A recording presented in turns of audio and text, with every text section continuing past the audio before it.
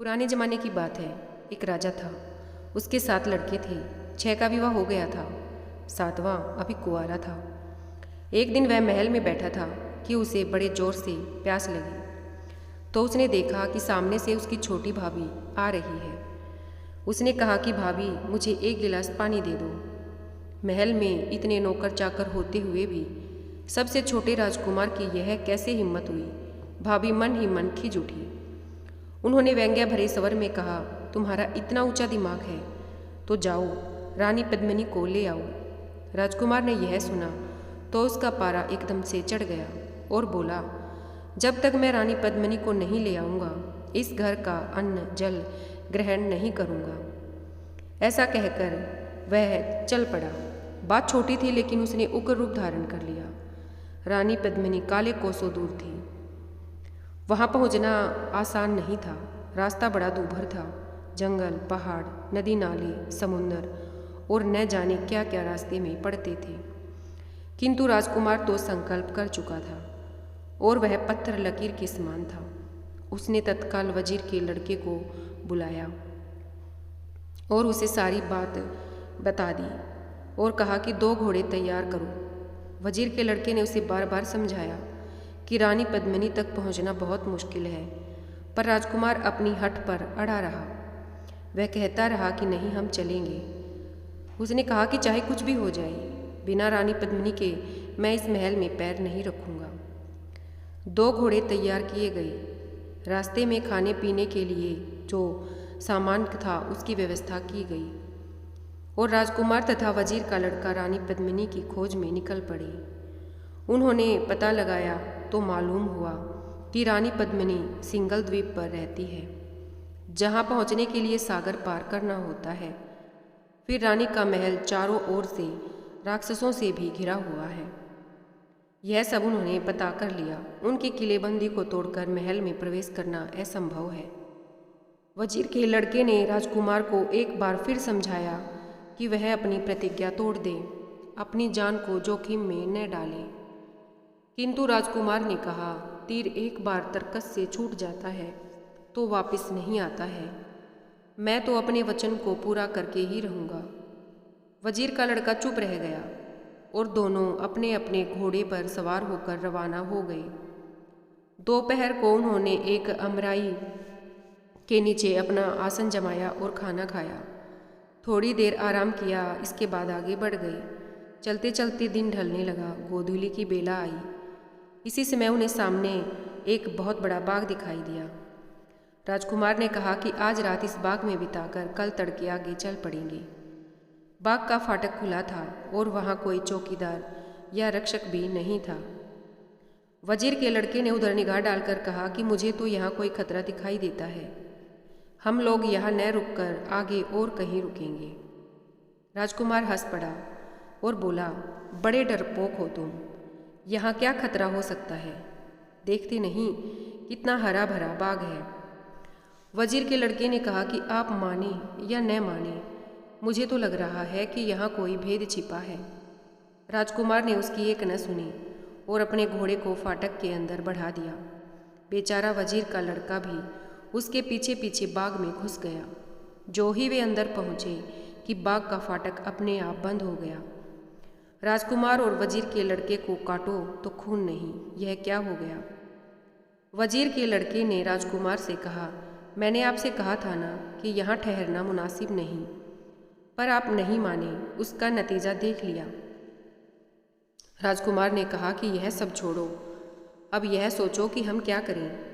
वजीर का लड़का बोला, अब तो एक ही रास्ता है कि हम घोड़ों को यही पेड़ों से बांध दें और किसी घने पेड़ के ऊपर चढ़कर बैठ जाएं, देखें कि आगे क्या होता है।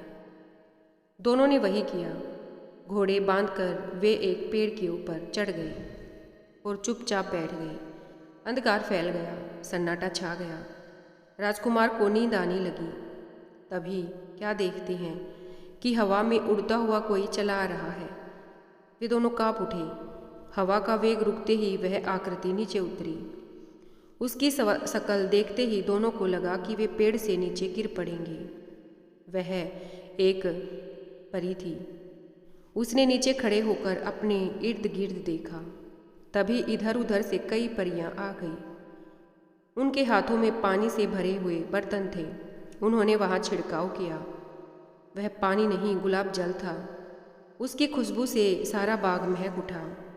अब तो उन दोनों की नींद उड़ गई और वे आंखें गड़ा कर देखने लगे कि आगे क्या करती हैं। हवा में उड़ती हुई एक परी आ रही थी।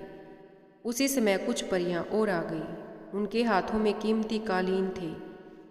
देखते देखते उन्होंने वे कालीन बिछा दिए। फिर जाने क्या हुआ कि वह सारा मैदान रोशनी से जगमगा उठा।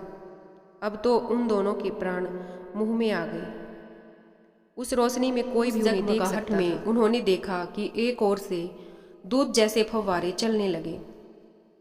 पेड़ों की हरियाली अब बड़ी ही मोहक लगने लगी थी। वे दोनों ये सब देखते जा रहे थे और मन ही मन बहुत अधिक घबरा भी रहे थे। जब वे दोनों असमंजस में डूबे उस दृश्यावली को देख रहे थे, आसमान से कुछ परियां एक रतन जड़ित सिंहासन लेकर उतरी और उन्होंने उस सिंहासन को बहुत ही कीमती कालीन पर रख दिया। सारी परियां मिलकर एक पंक्ति में खड़ी हो गई। राजकुमार ने अपनी आंखें मली कि कहीं वह सपना तो नहीं देख रहा था। वजीर का लड़का बार बार अपने को धिक्कार रहा था कि उसने राजकुमार की बात क्यों मानी, पर अब क्या हो सकता था। अब तो वे वहां आ गए थे। आसमान में गड़गड़ाहट हुई। दोनों ने ऊपर को देखा तो एक उड़न खटोला आ रहा था। अरे यह क्या? राजकुमार मन ही मन में फुसफुसाया। वजीर के लड़के ने अपने होठों पर उंगली रखकर चुपचाप बैठे रहने का संकेत किया। उड़न खटोला धीरे धीरे नीचे उतरा और उसमें से सजी धजी एक परी बाहर आई। वह उन परियों की मुखिया थी। सारी परियों ने मिलकर उसका स्वागत किया और बड़े ही भाव से उसे सिंहासन पर बैठा दिया। थोड़ी देर खामोशी छाई रही। फिर मुखिया ने ताली बजाई। सभी उसके सामने आकर खड़ी हो गई। मुखिया ने शालीनता से कहा कि जाओ, उसको लाओ। जो आज्ञा कहकर वह परी वहां से चल दी और उसी ओर आने लगी जहां पेड़ पर राजकुमार और वजीर का लड़का बैठे थे। दोनों की जान ही सूख गई। वे अपने भाग्य में क्या लिखा कर आए थे कि ऐसे संकट में फंस गए। ऐसा सोच रहे थे, परी उसी पेड़ के नीचे आई और राजकुमार की ओर इशारा करके कहा कि नीचे उतरो, हमारी राजकुमारी ने तुम्हें याद किया है। राजकुमार हिचकिचाया। उसकी हिचकिचाहट देखकर परी ने कहा, उतर आओ, हमारी राजकुमारी आपकी राह देख रही हैं। कोई चारा नहीं था। राजकुमार नीचे उतरा और परी के साथ हो लिया। दोनों राजकुमारी के पास पहुंचे। राजकुमारी ने सरक कर सिंहासन पर उसे जगह दे दी और कहा कि आओ, यहाँ बैठ जाओ। राजकुमार ने उसकी बात सुनी पर बैठने की हिम्मत न हुई। राजकुमार ने थोड़ी देर चुप रहकर कहा कि तुम कौन हो? राजकुमार ने धीरे से कहा कि मैं राजगढ़ के राजा का बेटा हूँ। तो तुम राजकुमार हो? राजकुमारी ने मुस्कुराकर कहा। राजकुमार चुपचाप खड़ा रहा। राजकुमारी ने कहा, देखो, यहाँ से कोसों दूर हमारा राज्य है। मैं वहाँ की राजकुमारी हूँ। बहुत दिनों से इंतजार कर रही थी कि कोई राजकुमार यहाँ आई और आज तुम आ गई। इतना कहकर राजकुमारी राजकुमार की तरफ देखने लगती है। राजकुमार को लगा कि वह बेहोश होकर गिर पड़ेगा, पर उसने अपने को संभाला। राजकुमारी की मुस्कुराहट और चौड़ी हो गई। बड़े मधुर शब्दों में बोली, तुम्हें मुझसे विवाह करना होगा। राजकुमार पर मानो बिजली गिर गई हो। उसने कहा, यह नहीं हो सकता। क्यों? राजकुमारी ने थोड़ा कठोर होकर पूछा। राजकुमार ने कहा कि इसलिए मैं रानी पद्मिनी की तलाश में निकला हूँ और मैंने प्रतिज्ञा की है कि जब तक वह नहीं मिल जाएगी मैं अपने महल का अन्न जल ग्रहण नहीं करूँगा। राजकुमारी ने बड़े सरल भाव से कहा कि ठीक है, ये बात है। मैं नहीं चाहूँगी कि तुम अपनी प्रतिज्ञा को तोड़ो। प्रतिज्ञा बड़ी पवित्र होती है, उसे तोड़ना नहीं चाहिए। तुम अपनी प्रतिज्ञा पूरी करो, मैं उसमें तुम्हारी मदद करूँगी, पर एक शर्त पर। उसने कहा कि वह शर्त क्या होगी, मुझे बताओ। राजकुमारी ने कहा कि पद्मिनी को लेकर तुम यहाँ आओगे और मेरे साथ शादी करके अपने राज्य को जाओगे। राजकुमार कहते हैं कि इसमें मुझे क्या आपत्ति हो सकती है।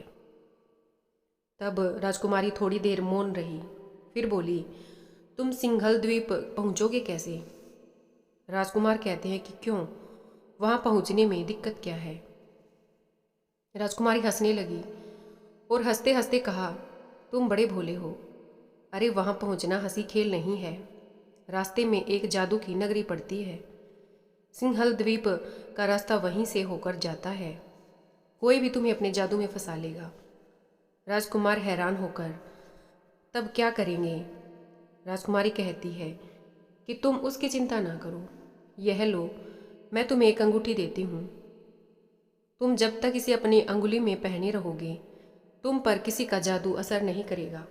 इतना कहकर राजकुमारी ने एक अंगूठी उसकी ओर बढ़ा दी। राजकुमार, राजकुमारी, मैं तुम्हारा यह एहसान कभी नहीं भूलूंगा।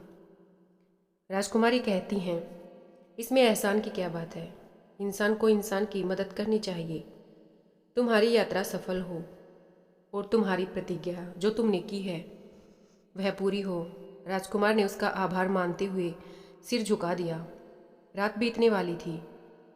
राजकुमारी उठी और अपने उड़न खटोले पर बैठकर चली गई।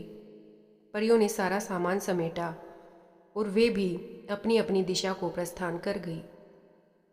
राजकुमारी से विदा होकर राजकुमार डगमगाते पैरों से पर खुश खुश वहाँ आया। वहाँ वजीर का लड़का बड़ी व्यग्रता से उसकी प्रतीक्षा कर रहा था। राजकुमार को सही सलामत लौट आया देखकर वजीर के लड़के की जान में जान आई। वह पेड़ से नीचे उतर कर आया। राजकुमार ने उसे आपबीती सुनाई और कहा कि देखो, कभी कभी बुराई में से भी भलाई निकल आती है। फिर दोनों ने अपने अपने घोड़े तैयार किए और उन पर सवार होकर चल पड़े। जैसे ही फाटक पर आए कि वह खुल गया, दोनों बाहर हो लिए। राजकुमार ने चलते चलते कहा, यह तो पहला पड़ाव था, अभी तो न जाने कितने और पड़ाव बाकी हैं। वजीर का लड़का गंभीर होकर बोला, यहाँ से तो हम राजी खुशी निकल आए, पर आगे हमें होशियार रहना चाहिए। वे लोग जादुई बाग से कुछ ही दूर गए होंगे कि आसमान में काले काले बादल घिर गए। खूब जोर की वर्षा होने लगी। वे एक घर में रुक गए। दोनों रात भर के जगे थे। राजकुमार लेट गया और गहरी नींद में सो गया, लेकिन वजीर के लड़के को नींद न आई। वह बैठा रहा। क्या देखता है कि बगल के कमरे से एक काला नाग आया। यह उसी का घर था। अपने घर में उन अजनबी आदमियों को देखकर वह गुस्से से आग बबूला हो गया। वह बड़े जोर की फुकार मारकर राजकुमार की ओर बढ़ा। राजकुमार तो बेखबर सो रहा था। वजीर के लड़के ने म्यान से तलवार निकालकर सांप पर वार किया और उसके 2 टुकड़े कर डाले। फिर तलवार से उसे एक कोने में पटक दिया। बाहर अब भी पानी बरस रहा था। वजीर का लड़का उठकर घर के दरवाजे पर आ गया। थोड़ी देर बाहर का नज़ारा देखता रहा। सोचने लगा कि बैठे बिठाए राजकुमार ने यह क्या मुसीबत मोल ले ली है। अच्छा होगा कि अब भी उसका मन बदल जाए और हम यहाँ से वापस लौट जाएं।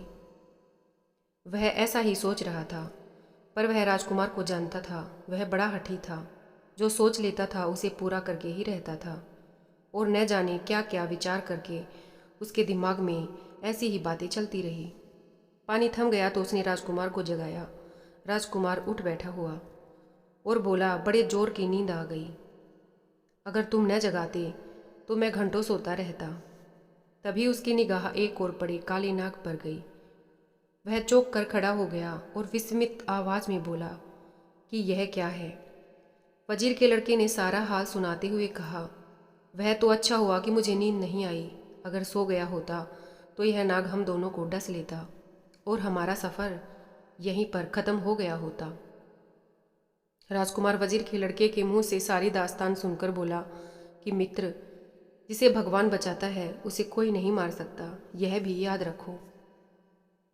हम लोग एक बड़े काम के लिए निकले हैं।